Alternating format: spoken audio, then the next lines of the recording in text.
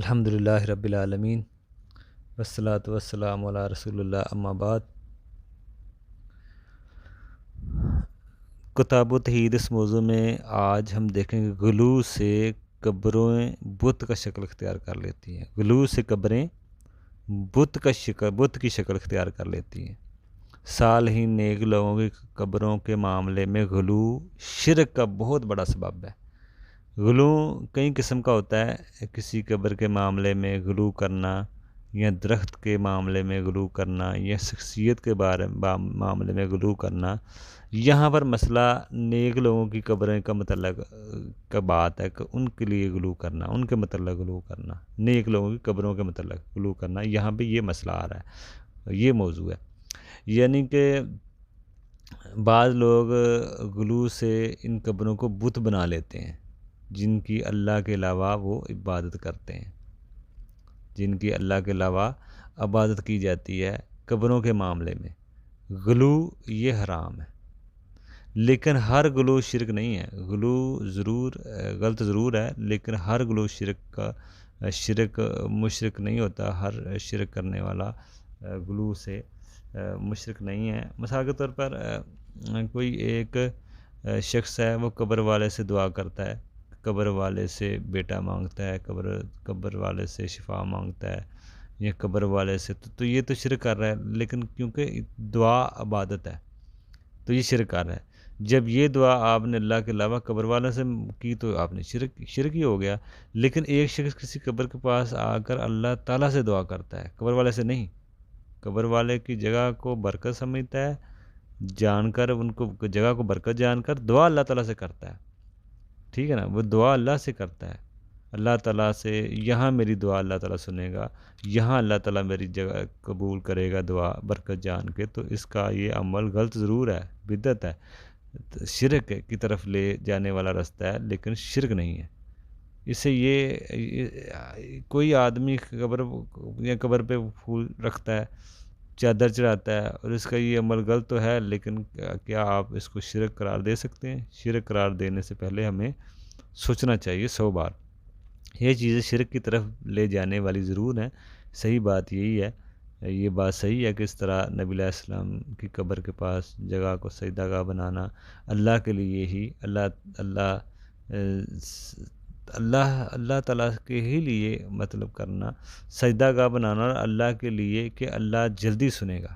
مثلا نبی علیہ السلام کی قبر کے پاس بھی اگر آپ جائیں اور وہاں پہ بھی جگہ سجدہ گاہ کریں، سجدہ کریں، اللہ ہی کے لیے کریں کہ اللہ جلدی سنے گا، تو یہ بھی غلط ہے، یہ شرک کی طرف جانے والا رستہ ہے، چاہے وہ نبی علیہ السلام کی قبر ہو۔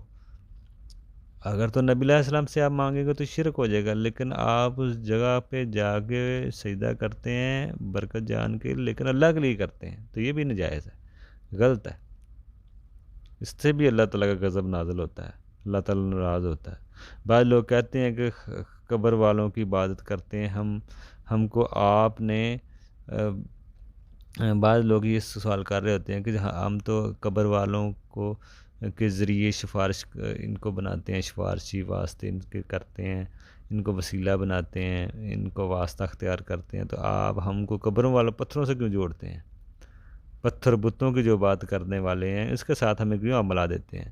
دیکھیں، بتوں کے پیچھے بھی نیک لوگ ہوا کرتے تھے، یہ بات کو سمجھا جائے۔ جیسے لات کے پیچھے ایک آدمی تھا، لات کے پیچھے ایک آدمی تھا نیک، جو حاجیوں کو ستو پلایا کرتا تھا، ٹھیک ہے نا۔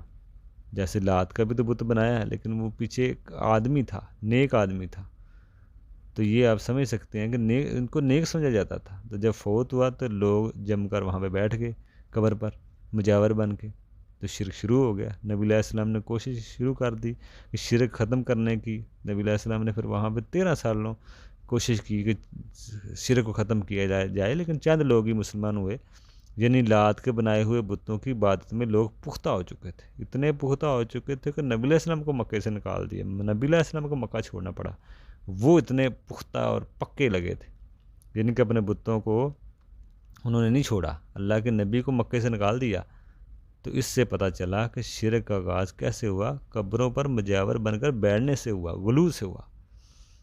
تو اس طرح آپ سمجھ سکتے ہیں مسئلے کو کہ غلو کیسی چیز ہے.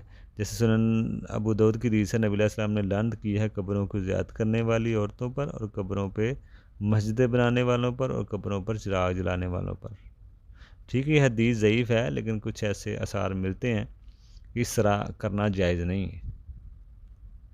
جیسے سنن ابن ماجہ کی حدیث ہے کہ اللہ کا رسول نے لعنت کی ہے ان عورتوں پر جو بار بار زیارت کرتی ہیں قبروں کی. کثرت سے عورتوں کو قبروں پہ نہیں جانا چاہیے، کبھی کبھار عبرت کے لیے جا سکتی ہیں. جیسے عائشہ نے پوچھا ہم قبرستان جا کر کیا دعا کریں، تو آپ نے سلامتی کی دعا، آپ نے کہا سلامتی کی دعا کریں ان کے لیے. ٹھیک ہے نا، ان کو سلامتی کی دعا دینی ہے. جیسے نبی علیہ السلام نے ایک عورت کو قبر پر روتے ہوئے دیکھا تو کہا صبر کرو. اس سے پتہ چلا کہ عورتیں بھی قبر پر کبھی کبھی جا سکتی ہیں. اسی طرح نبی علیہ السلام نے قبروں پر مسجدیں بنانا، اس پر بھی لعنت کی ہے. چراغ جلانا یہ بھی غلط ہے. ٹھیک ہے نا، اس لیے قبروں کو پختہ بنانا، عبادت گاہ بنانا وہاں پہ، یہاں پہ وہ بالکل جائز نہیں ہے. اسی طرح نبی علیہ السلام نے فرمایا کہ میری قبر کو بھی عبادت گاہ نہ بنانا، میری قبر کو بھی عبادت گاہ نہ بنا دینا. نبی علیہ السلام کو خطرہ تھا کہ امت سے کہ اس لیے تو آپ نے دعا کر رہے ہیں، اللہ کے نبی اس لیے تو دعا کر رہے ہیں کہ نبی علیہ السلام کو خطرہ تھا کہ میری امت بھی ایسے نہ کر دے، تو پناہ مانگ رہے ہیں اللہ تعالیٰ سے. اسی طرح اس سے ہمیں یہ بھی پتہ چلا کہ لوگوں کو بھی اس کا رد ہونا چاہیے، رد کرنا چاہیے. یہ لوگ یہ کام غلط کرتے ہیں.